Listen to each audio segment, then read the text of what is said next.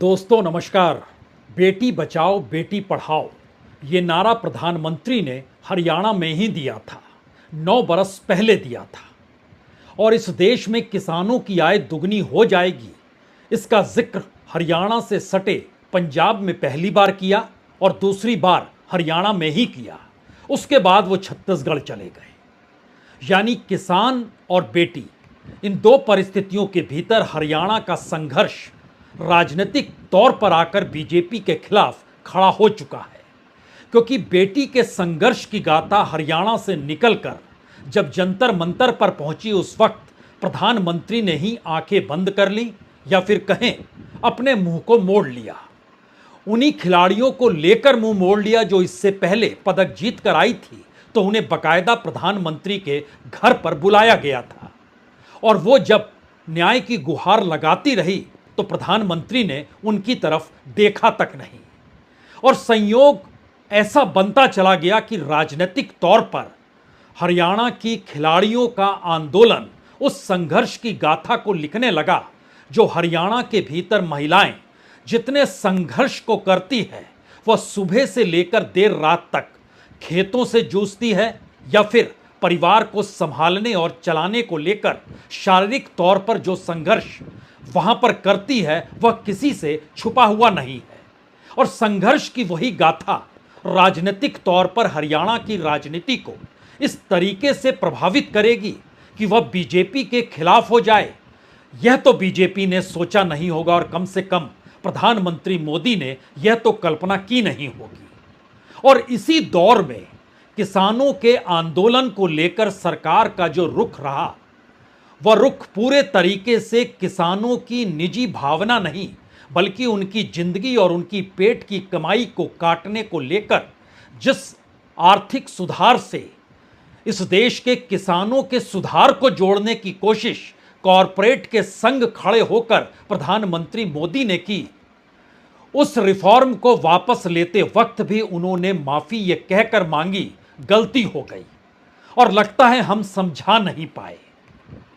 गुरु पूर्णिमा के दिन 1 बरस से चला आ रहा किसान आंदोलन थम तो गया, लेकिन छिटपुट तरीके से यह सवाल बड़ा होते चला गया।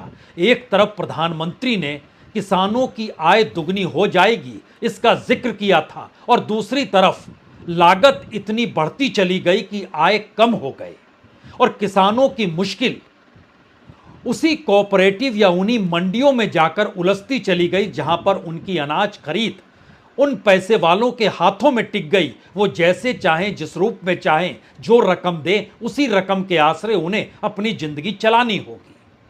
और हरियाणा की राजनीति में यह संघर्ष भी जाकर जुड़ चुका है। इसका बहुत छोटा सा असर लोकसभा चुनाव में नजर आया और लोकसभा चुनाव के भीतर 2 सच बहुत साफ तौर पर निकल कर आए कि 2019 की तुलना में या 2014 की तुलना में भी तकरीबन 12 और 16% ज़्यादा वोट किसानों के इंडिया गठबंधन नहीं कहें, बल्कि वहां तो सीधे तौर पर कांग्रेस थी, उसके हक में चले गए। और इसी तरीके से महिलाओं के तकरीबन 17% वोट बढ़ गए कांग्रेस के पक्ष में।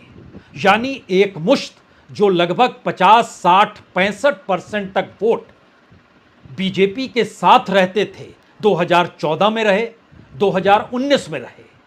2024 के लोकसभा चुनाव में वो घटकर 35 और 40% पर आकर टिक गए।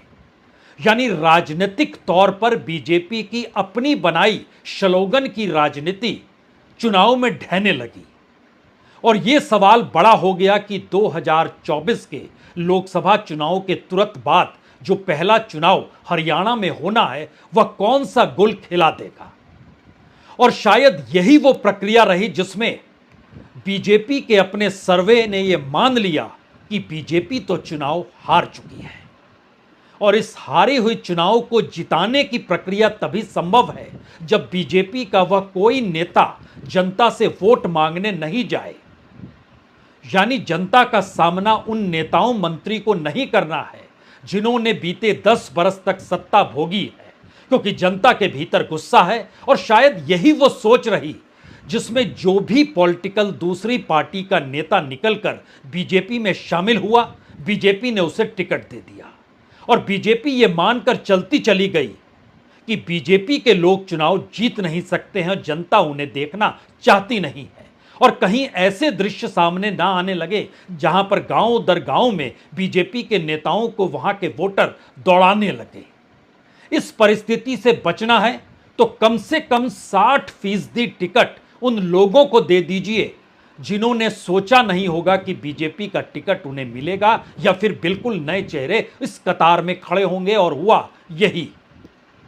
आज भी जो सूची जारी हुई उसमें ना तो शिक्षा मंत्री को टिकट दिया गया और ना ही हेल्थ मिनिस्टर को टिकट दिया गया। हेल्थ सेक्रेटरी को दे दिया गया लेकिन हेल्थ मिनिस्टर को नहीं दिया गया। यानी जो चेहरे राजनीतिक तौर पर हरियाणा में बीजेपी के थे, उसको लेकर दिल्ली में जो बैठकें हो रही थी, उस सिलसिले में अब यह बात सामने आ रही है कि दरअसल बीजेपी मान चुकी है कि हरियाणा में उसकी जीत मुश्किल है और जीत को कहीं ना कहीं संघर्ष के रास्ते अगर उतरना है और उतारना है तो दो ही रास्ते बचते हैं। एक रास्ता विनम्रता का है, यानी जो भी वोट मांगने जाए वो विनम्र होकर जाए और इस अंदाज से जाए कि उसने गलती की है। यानी हरियाणा के भीतर बीजेपी जब वोट मांगे, उम्मीदवार जो टिकट लेकर पहुंचे वो इतना विनम्र तो हो ही जाए कि गलती तो हुई है। और इस गलती से आक्रोश में तो आरएसएस भी थी, बीजेपी का कैडर भी था, बीजेपी के कार्यकर्ता भी थे, क्योंकि खट्टर सरकार और आम लोगों के बीच में नौकरशाही एक दीवार की तरह खड़ी थी और खट्टर सरकार लगातार नौकरशाही पे भरोसा करती चली गई। समलेखा में फरवरी मार्च के महीने में जब आरएसएस की बैठक हुई, उसने कहा तुरंत खट्टर को हटा दीजिए, लेकिन तब दिल्ली में मंथन हुआ, मत हटाइए, लोकसभा के चुनाव आ रहे हैं, रुक जाइए, समझिए तब तक क्या परिस्थिति बनती है। लेकिन पानी तो सर के ऊपर से गुजरने लगा था और गुजरता चला गया। अब यहां पर दो दूसरे सवाल निकल कर आए। विनम्रता के साथ माफी मांगी है। माफी मांगने की प्रक्रिया में जनता के बीच जब जाएं तो माफी मांग लीजिए और उसके समानांतर मोहल्ला दर मोहल्ला स्वयंसेवक जुटेगा, कार्यकर्ता जुटेगा, उसको लगा दिया गया, क्योंकि आपके पास कुछ बचेगा नहीं अगर यहां पर सत्ता पलट गई। और हरियाणा दिल्ली से सटा हुआ है, दिल्ली में उसकी धमक है। फरीदाबाद और गुड़गांव दोनों बड़े रईस जिले हैं और दूसरी तरफ पंजाब की तरफ लगते हुए भी हरियाणा के जो जिले हैं वह भी कम रईस नहीं है। लेकिन हरियाणा के भीतर का संकट अगर किसान और महिलाओं से जुड़ा है तो वहां पर बेरोजगारी भी चरम पर है। यह आंकड़े भी बार बार दिए गए। स्थिति तो यहां तक आ गई कि जब CMIE ने बताया कि बेरोजगारी का आंकड़ा 42% तक पहुंच गया है हरियाणा के भीतर, तो वहां के मुख्यमंत्री खट्टर ने कहा हम उनके खिलाफ मुकदमा कर देंगे। यानी राजनीतिक समझ की यह पराकाष्ठा थी जिसमें आपको अपनी राजनीतिक जमीन या सच्चाई देखनी नहीं है। और शायद ये पूरी प्रक्रिया एक गोल चक्कर लगाकर आज 360 डिग्री में एक बार फिर प्रधानमंत्री के दरवाजे पर आकर खड़ी हो गई है। और इस दरवाजे पर एक ही शब्द आकर टिक गया है, जो कि चाहे वो हरियाणा के नेताओं की पूरी कतार हो या स्वयंसेवक या संघ की कतार हो, सभी जब माने बैठे हैं कि दरअसल प्रधानमंत्री मोदी का चेहरा चाहे अब वोट दिला पाने की स्थिति में ना हो, लेकिन बावजूद इसके प्रधानमंत्री मोदी की मान्यता अभी भी वोटरों के भीतर खूब है। और उन्होंने तय किया कि कम से कम 5 चुनावी रैली हरियाणा में जरूर करेंगे। यानी इस तरीके से करेंगे कि 22 जिलों को घेर लिया जाए। लेकिन सवाल है, शुरुआत तो उस जगह से होगी जहां महाभारत 18 दिन तक चला था। और 18 दिन तक महाभारत जो चला था वो क्षेत्र कुरुक्षेत्र था। तो कुरुक्षेत्र में 14 तारीख को प्रधानमंत्री की पहली चुनावी रैली होने जा रही है। और बड़ा सवाल अब यही है कि इस दौर में क्या वाकई हरियाणा की राजनीति के सामने अगर कोई दंडवत हो जाए तो जनता क्या उसे माफ कर देती है। यानी प्रधानमंत्री जो विनेश फोगाट के साथ हुआ इस दौर में, हालांकि बृजभूषण शरण सिंह को खामोश करा दिया गया है, आप कुछ मत बोलिए, कंगना रनौत को भी कह दिया गया आप बिल्कुल मत बोलिए, कम से कम किसान और अग्निवीर को लेकर कोई बात आप खड़ी मत कीजिए।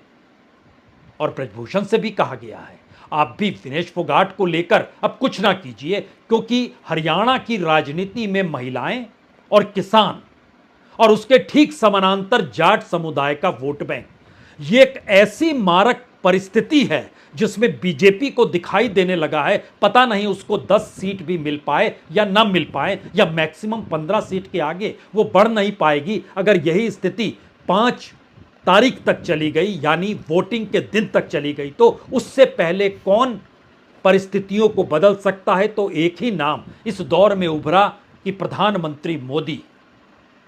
और ये सवाल वाकई बड़ा है, क्या प्रधानमंत्री मोदी ने जिस तरीके से गुरु पूर्णिमा के दिन जो किसानों को लेकर 3 रिफॉर्म लेकर आए थे उस पर माफी मांगी थी, हालांकि तब उन्होंने यह भी कहा था हम समझा नहीं पाए, लेकिन माफी मांगी थी।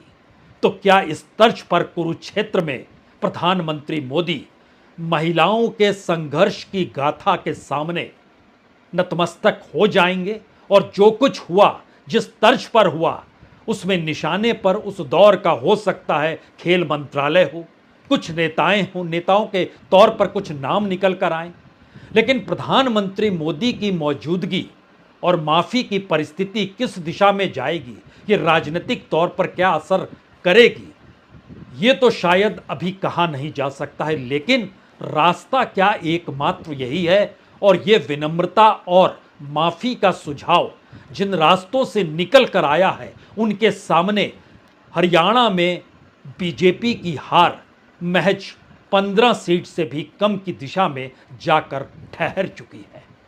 और अब इसी अंदाज में, उसी विनम्रता के साथ और माफी के अंदाज में अलग अलग तरीके से वहां के मुख्यमंत्री नायाब सिंह सैनी निकले हैं, जो अलग अलग कॉन्स्टिट्यूंसी में जा रहे हैं।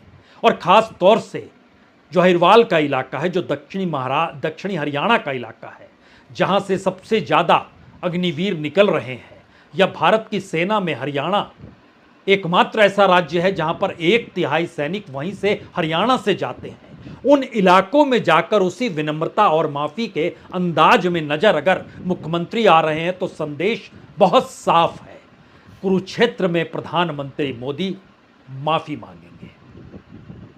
14 तारीख को आदरणीय प्रधानमंत्री जी हमें आशीर्वाद देने के लिए आ रहे हैं।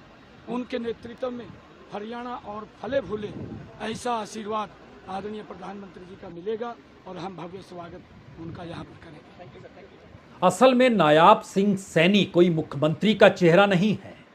हरियाणा के चुनाव में भी चेहरा प्रधानमंत्री मोदी ही है। और प्रधानमंत्री मोदी जानते हैं कि 2014 का चुनाव और 2019 का चुनाव गजब का था, जब सारी सीटें बीजेपी जीत गई।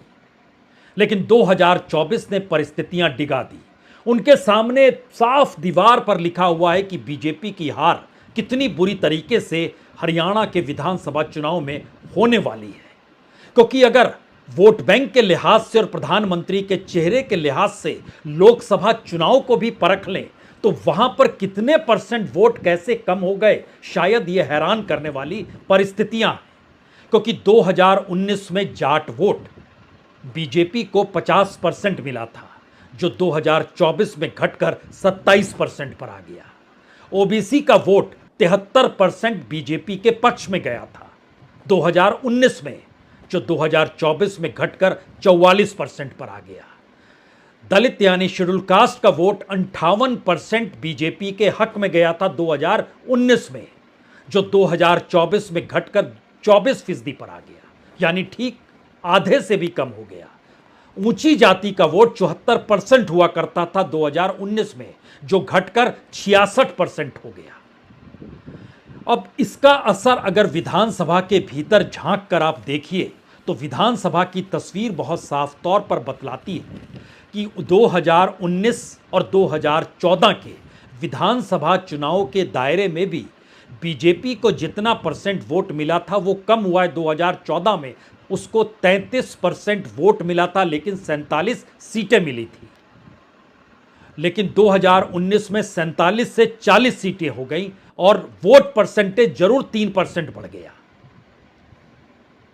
सवाल यह है कि इस दौर में सबसे मुश्किल हालात विधानसभा के भीतर अगर बीजेपी के सामने खड़े हैं तो वह इस बात को मानकर चल रही है कि बहुत ज़्यादा नहीं, अपने वोट बैंक को सिर्फ बचा लें इसलिए क्योंकि हरियाणा की राजनीति में अलग अलग पॉलिटिकल पार्टियों का महत्व है।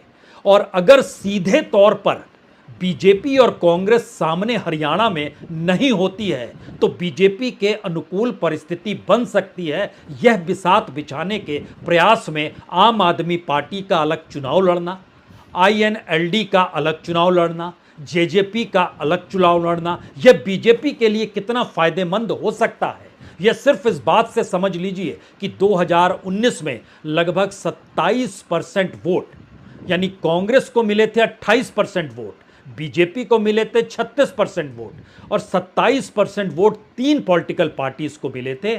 उसमें एक इंडिपेंडेंट को भी जोड़ लीजिए, इंडिपेंडेंट को लगभग 10% वोट मिले थे और 7 उम्मीदवार जीते थे इंडिपेंडेंट के, यानी इंडिपेंडेंट कैंडिडेट का भी महत्व होता है। जेजेपी को लगभग 15% वोट मिले थे। वह वोट कहां जाएगा, यह एक सवाल है। अगर मुकाबला सीधे तौर पर बीजेपी और कांग्रेस का नजर आने लगे तो आईएनएलडी को लगभग 2.5% वोट मिले थे, लेकिन आईएनएलडी 1 सीट जीती थी, लेकिन अब वो रेस में नहीं है, तो ये 2.5% वोट कहां जाएगा। इंडिपेंडेंट के वोट कहां जाएंगे जिनके पास 10% वोट था।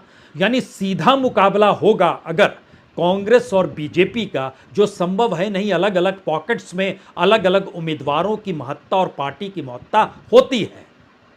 जेजेपी की भी महत्ता है, 15% वोट वो एक क्षण में गंवा नहीं सकती है। उसकी स्थिति बीएसपी वाली नहीं है कि वो सक्रिय नहीं है। हाँ, बीजेपी के साथ जरूर रही, लेकिन बीजेपी के साथ अगर जेजेपी रही तो इंडिया गठबंधन में भी तो कांग्रेस के साथ आम आदमी पार्टी रही और लोकसभा के चुनाव में मिलकर उन्होंने चुनाव लड़ा।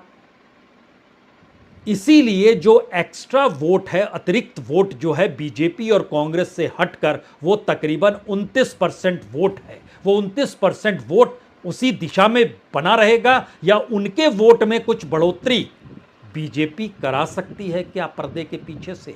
यह एक बड़ा सवाल हरियाणा की राजनीति में जरूर है और यह सवाल कांग्रेस के लिए परेशानी का सबब भी है। राहुल गांधी ने यूं ही शिगुफा नहीं छोड़ा था कि साथ मिल जाएं, साथ मिलकर लड़ें।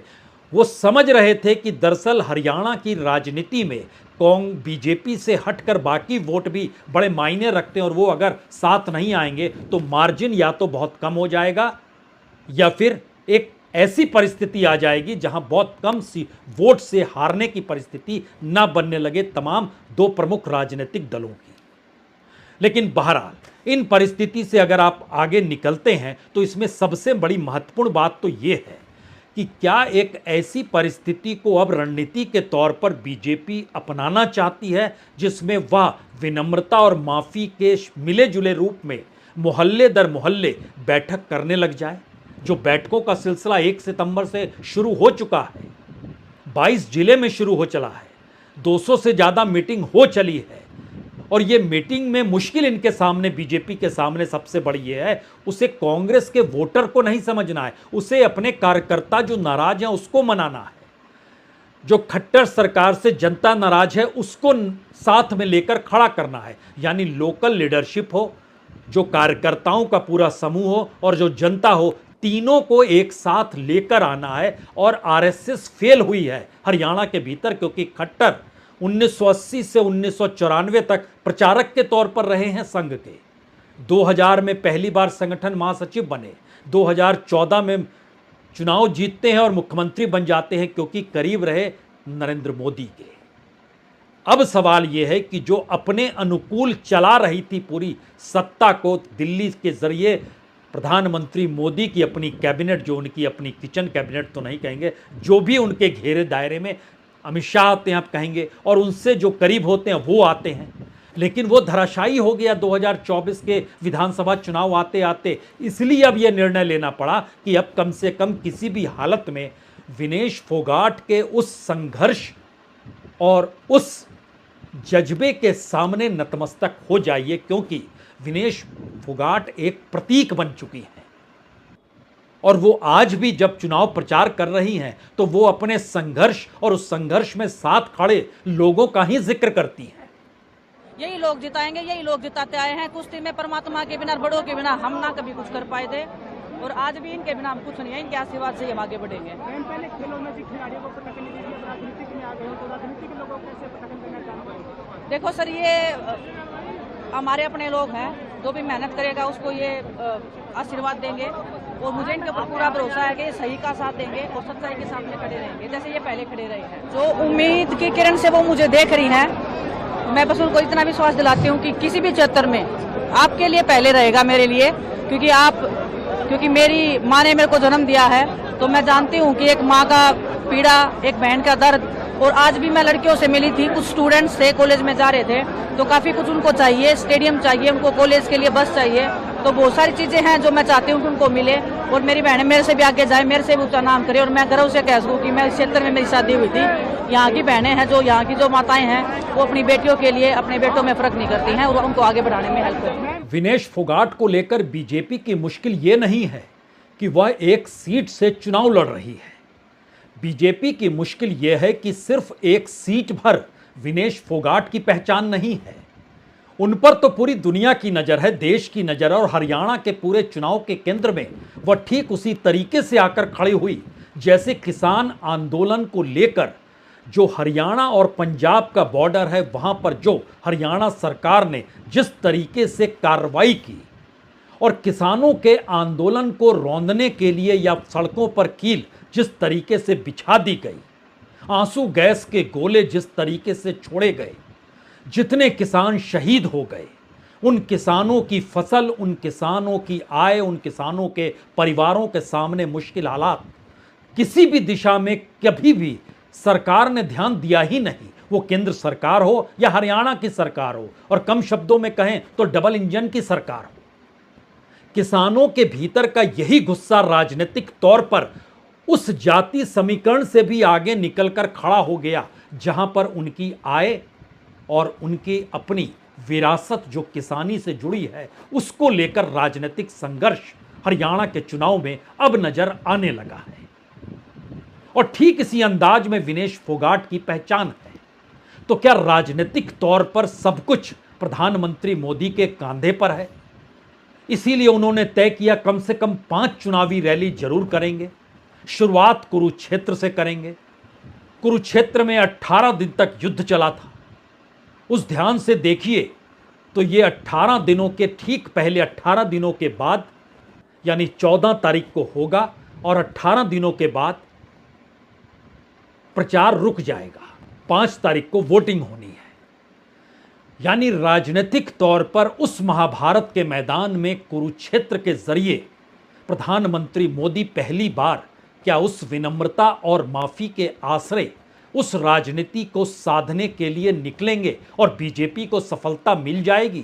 क्योंकि पूरा व्यापारिक तबका हो, एमएसएमई का पूरा समूह हो, यहां तक कि जिस स्टार्टअप के गुण गाते हैं प्रधानमंत्री, वो स्टार्टअप फरीदाबाद और गुड़गांव में खूब है, लेकिन सब कुछ डूब गए हैं। जैसे ही आप दिल्ली की सीमा पार करके गुड़गांव में प्रवेश करते हैं वैसे ही आपको बंद दुकानों की कतार नजर आने लगेगी। कोई पूछने वाला नहीं है, बिजनेस ठप हो गया। यानी जो पॉलिटिकल पार्टी मानी जाती थी कि वह सबसे करीब है बिजनेस करने वालों के, व्यापारियों के, किराना वालों के, उन सब ने इस दौर में जितनी बेरुखी सरकार को लेकर देखी, क्या वो सभी का समाधान प्रधानमंत्री कर पाएंगे? ये सवाल हरियाणा के चुनाव में बड़ा है। और आखिरी सवाल तो यही है, प्रधानमंत्री की माफ़ी और प्रधानमंत्री की आंखों से निकलने वाले आंसू क्या हरियाणा की सियासत में चुनावी परिस्थितियों की हवा को बदल सकते हैं? इस सवाल का जवाब तो 14 तारीख तक रुकना होगा, जब प्रधानमंत्री की पहली रैली हरियाणा के चुनाव प्रचार के साथ शुरू होगी। बहुत बहुत शुक्रिया, बहुत बहुत शुक्रिया।